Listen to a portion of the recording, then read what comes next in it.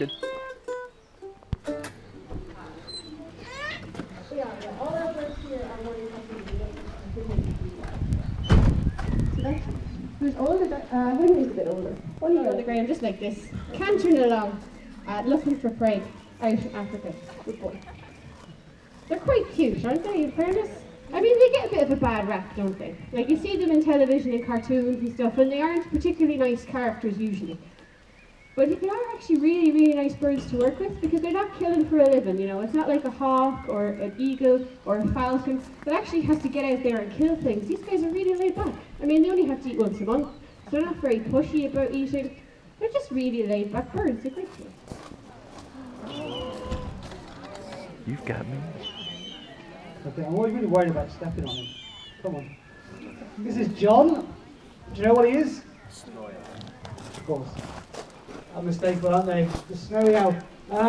He's going to fly really close to you.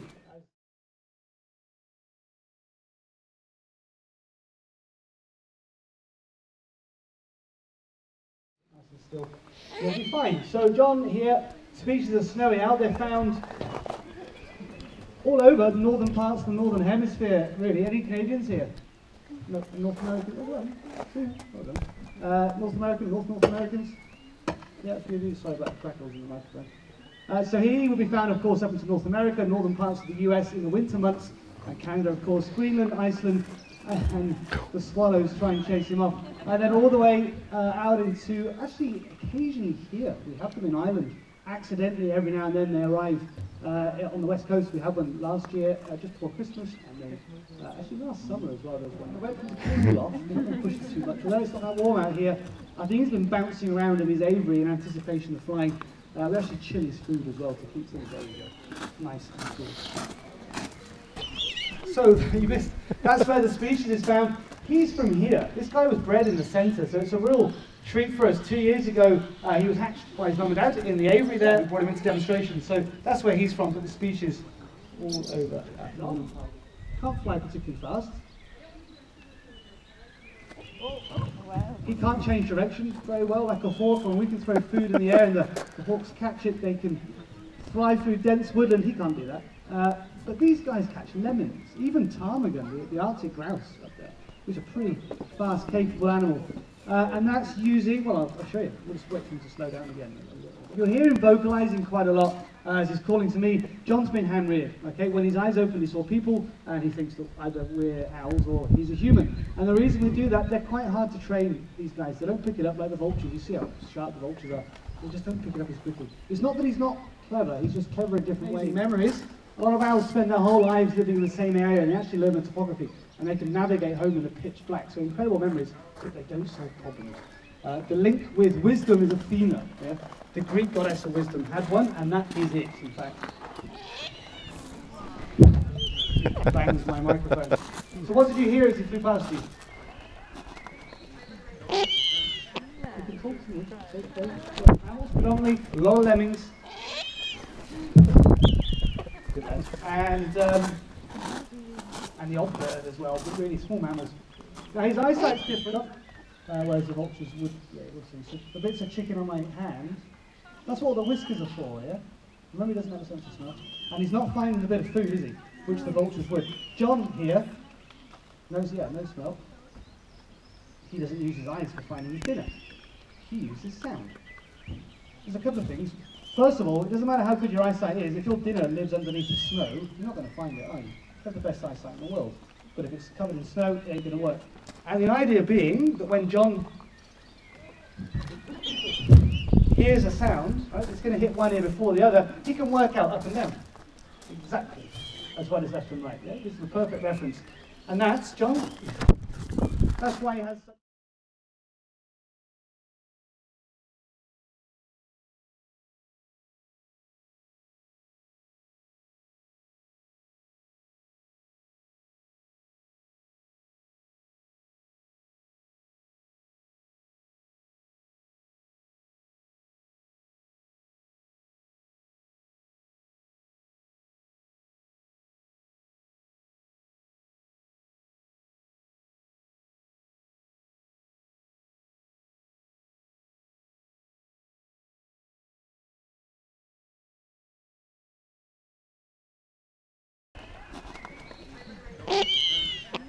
And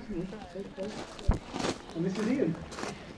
So thank you very much, James and John. So as James saying, my name is Ian, but more importantly, this here is Simon. And I'll bring him up nice and close, just don't try and touch him because he won't like it. So Simon here, he's a Lanner Falcon, L-A-N-N-E-R.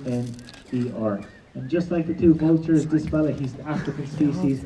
You're going to find this fella pretty much throughout the entirety of the African continent, even the western parts of Asia and the southern parts of Europe too. So maybe South Italy, South Spain, and mingling it around the Mediterranean islands.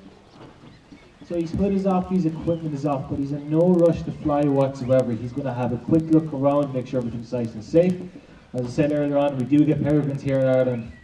And this time last year, there's actually a nesting peregrine over the far side of that ridge.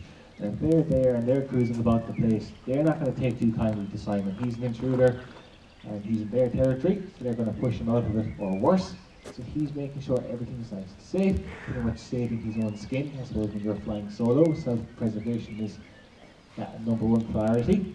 He'll do with someone's aroused, that's where he shuffles all of his feathers. Make sure and see what he gets up to. So he'll probably have his rounds and then go to the bathroom, and it's all in his own time. I've really look around the place. Nope. He gets eyed up by a swallow. He's a brave swallow. The swallows know, even when he's flying, he can't touch him. Now, out in the wild, Simon's going to be hunting birds. So here in the arena, I've got to give him something to chase. What I have in my bag is what's known as a lure. It's a simple bit of kit. All it is a long length of string and a leather pad tied onto it.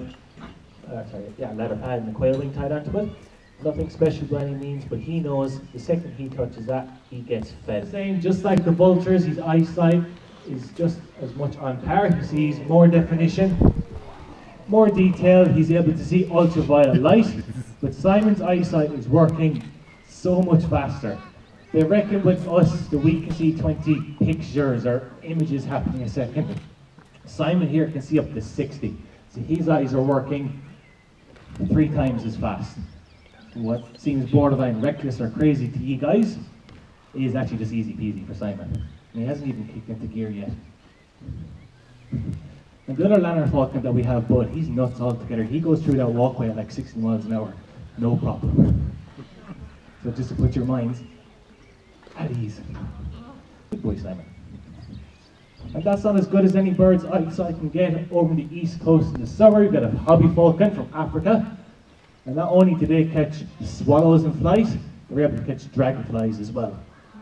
Yeah, exactly. Imagine the level of coordination you're going to need to catch something like a dragonfly in flight. Go on, Simon. Simon, he's pretty clever. He knows what works against me, what works against the rest of my colleagues. Every now and again, especially with me, he does little mini overhead stoops, because he knows I struggle with them from time to time. He's going to put me under pressure, make me make a mistake, and hopefully capitalize on that. The same as what he would do out in the wild. If you can imagine each falconer here as a different trait.